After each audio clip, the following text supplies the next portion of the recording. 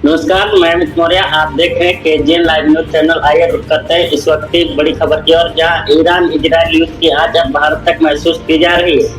खासतौर पर उन परिवारों के लिए जिनके अपने इस समय इजरायल में फंसे हुए हैं। लेकिन लखीमपुर खीरी से एक राहत भरी खबर सामने आई। जिले के 55 श्रमिक जो इजरायल में कार्यरत हैं, सभी पूरी तरह सुरक्षित है। श्रम विभाग लगातार इन मजदूरों से वीडियो कॉल और कॉन्फ्रेंसिंग के जरिए संपर्क में बना हुआ है।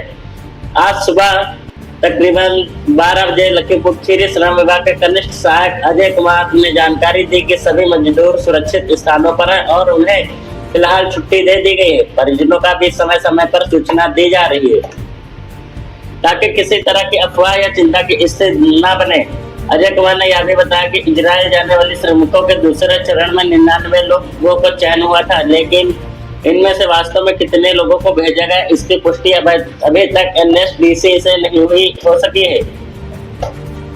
इजरायल में रह रहे श्रमिकों ने बताया कि युद्ध की स्थिति वास्तव में गंभीर है, लेकिन प्रशासन ने उन्हें पूरी तरह सुरक्षा दी और अपने घर वालों से संपर्क में है। श्रम विभाग लगातार स्थिति पर नजर बनाए है ताकि किसी भी इमरजेंसी में तुरंत कदम उठाया जा सके। इस बीच हम सभी को जरूरत है धैर्य, जागरूकता और भरोसे की सरकार सक्रिय है और विभाग सजग है। सबसे जरूरत की बात, हमारे लोग वहां पर सुरक्षित है। हमारी टीम इस पूरे मसले पर नजर रखे हुए आप बने रहिए केजीएन लाइव न्यूज चैनल के साथ। अगर ये जानकारी काम की लगे तो वीडियो को लाइक से कमेंट और सब्सक्राइब जरूर करें।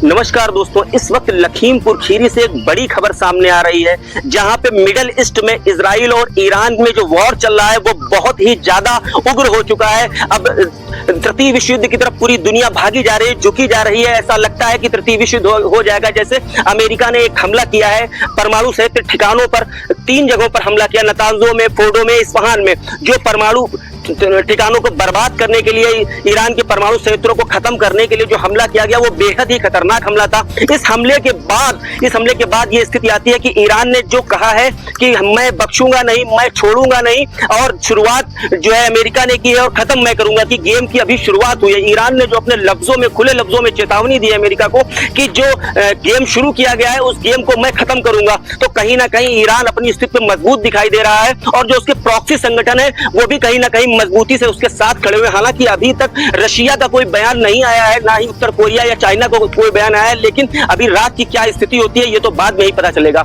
लखीमपुर खीरी से मैं खड़ा हूं, जहां पे लखीमपुर खीरी के लगभग 55 मजदूरों का एक जत्था इजराइल के लिए रवाना किया गया था। काफी दिन पहले श्रमिक मजदूरी करने गए थे। अगले जत्थे में दूसरे चरण में 99 लोगों को लखीमपुर से इजराइल भेजा गया था। इजराइल जो श्रमिक गए थे उन लोगों से बातचीत हो रही है, लेकिन अब आप ये देखिए कि इजराइल में जो इस वक्त हमले हो रहे हैं वो इतनी तेज ईरान कर चुका है। उसने 10 एंटी बैलिस्टिक मिसाइलों से हमला किया, जो उसकी बहुत ताकतवर मिसाइलें हैं। हाइफा और तेल अवीव जैसे शहरों को बिल्कुल उड़ा के रख दिया है। उनकी जो बिल्डिंगें हैं वो वहां से गायब हो चुकी है। बहुत ही भयावह मंजर है। हालांकि इजराइल की बिल्डिंगों को नुकसान तो पहुंचा है, पर वहां के नागरिक जो है वो समय रहते बंकर के अंदर चले जाते हैं। जैसे ही सायरन बजता है वो लोग बंकर के अंदर चले जाते हैं, तो नागरिकों को नुकसान नहीं हो रहा है। लेकिन जो भारतीय श्रमिक हैं, जो वहां फंसे हुए हैं, जो वहां पे मजदूर फंसे हुए हैं, उनकी जो स्थिति है वो कहीं ना कहीं भयावह होती जा रही है। अगर ऐसी स्थिति रही है तो क्या भारतीय नागरिक क्या वहां पे सुरक्षा महसूस करेंगे, सुरक्षित महसूस करेंगे या नहीं करेंगे? अभी थोड़े दिन पहले ईरान से एक फ्लाइट आई, इंडियन गवर्नमेंट ने उसको बुलाया, तो क्या इजराइल से भी एक फ्लाइट आनी चाहिए? जहां के जो नागरिक वहां फंसे हुए उन नागरिकों को लाने के लिए क्या प्रयास कर रही है इंडियन गवर्नमेंट? यहां अजय कुमार जो कनिष्ठ सहायक है, उनसे बातचीत में उन्होंने बताया कि एनएसडीसी के माध्यम से 55 मजदूरों का एक जत्था इजराइल रवाना किया गया था। दूसरा जत्था जो लगभग 99 लोग थे, हालांकि यह संख्या अभी स्पष्ट नहीं हो पाई है, खास स्पष्ट नहीं हो पाई है कि 99 थे या 101 थे, इसका कुछ स्पष्टीकरण नहीं है, लेकिन उन्होंने लगभग की एक संख्या बताई कि 99 लोगों का एक जत्था रवाना किया गया।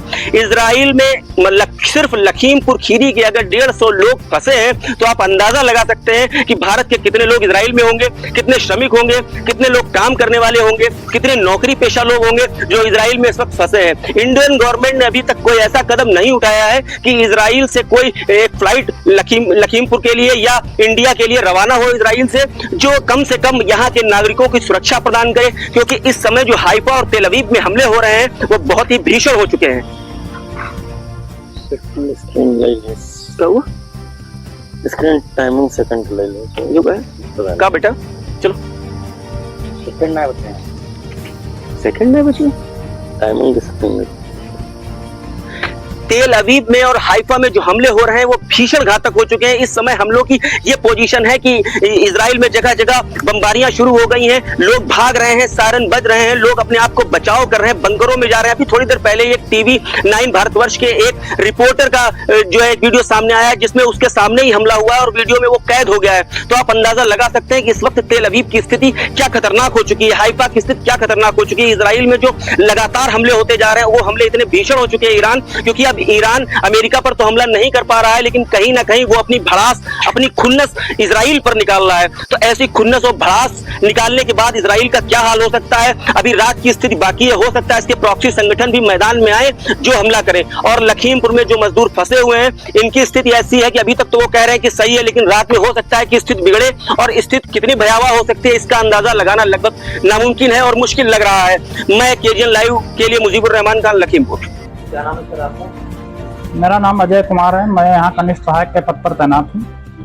सर कुछ लोग मजदूर रहते हैं आपके यहाँ, इसका डेटा क्या है, क्या उनकी स्थिति है? हमारे यहाँ विभाग के माध्यम से पहले राउंड में जो श्रमिक भेजे गए थे उनकी संख्या 55 थी। 55 श्रमिकों को जो है पहले राउंड में भेजा गया था। दूसरे राउंड में 99 श्रमिकों का सिलेक्शन हुआ था, जिसमें से कितने लोग भेजे गए हैं ये सूचना हमें एनएसडीसी के माध्यम से प्राप्त होनी थी, जो कि अभी प्राप्त नहीं हो पाई है। तो एक्चुअल में जितने लोग फिलहाल भेजे गए थे, लगभग श्रमिकों से हम लोग संपर्क में रहते हैं। वहाँ इस समय जो कि युद्ध का माहौल जैसा है, उसमें कोई अभी तक जो है जो जानकारी आई है हमको द्वारा प्राप्त हुई है बातचीत के माध्यम से, उसमें कोई डर का माहौल नहीं है, सभी लोग सुरक्षित हैं। और हम लोग लगातार संपर्क बनाए रखे हैं और ये भी निर्देश दे रहे हैं उन लोगों को कि अगर ऐसी कोई स्थिति आती है तो हम लोगों को भी सूचित करें, ताकि हम प्रशासन को, जिलाधिकारी महोदया के माध्यम से प्रशासन को जो है तुरंत सूचित कर सकें। इंडियन एमएससी के लिए भी कहा जा रहा है कि वहाँ की संपर्क के जो है। हाँ, अगर ऐसी कोई समस्या होती है तो इंडियन एम्बेसी जो है हर देश में जो है, हर देश का अपना एक दूतावास होता है, वहाँ के जो है अपने देशवासियों की सुरक्षा और समस्याओं के निराकरण के लिए। तो ये भी हम अगर लोग जो है परामर्श देते हैं कि ऐसी किसी अप्रिय अवस्था में जो है, अप्रिय स्थिति में तुरंत जो है भारतीय दूतावास से संपर्क करें और अपनी समस्या से अवगत कराएं, ताकि सरकार उनका सहयोग कर सके। कैसे बातचीत आपकी हो रही, फोन के माध्यम से? हाँ, फोन के माध्यम से जो है वीडियो कॉल या जो है ऑफलाइन मोड में जो है बात हो पाती है। अभी आपको कुछ क्षण पहले आपके समक्ष जो है एक श्रमिक से बात की गई, उन्होंने बताया भी जो है कि यहाँ सुरक्षा का कैसा माहौल है, कोई डर का माहौल नहीं है। तो इस प्रकार जो है हम लोग कोशिश कर रहे हैं कि श्रमिकों से लगातार संपर्क बनाए रखें और जो उस समय की स्थिति है उससे जो है उनके परिवार वालों को भी अवगत करा सकें। और अगर कोई ऐसी स्थिति होती है तो हम लोग तत्काल जो है प्रशासन को भी अवगत करा सके, ताकि उस पर उचित कार्रवाई की जा सके।